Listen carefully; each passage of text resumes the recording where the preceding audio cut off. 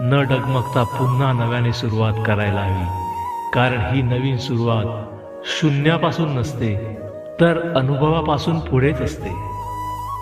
स्वतःच्या आयुष्यात रंग भरायचे असतील तर दुसऱ्याचे रंग ओळखता आले पाहिजेत. सद्गुरुनाथा हात जोडितो अंत नको पाहू.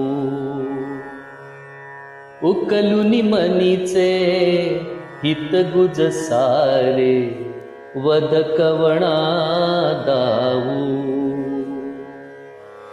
निशिती निश्रमसी मम हितार्थ तू किती तुझ शिण देऊ. हृदयी वससी परिनच दिससी कैसे तुझ पाहू.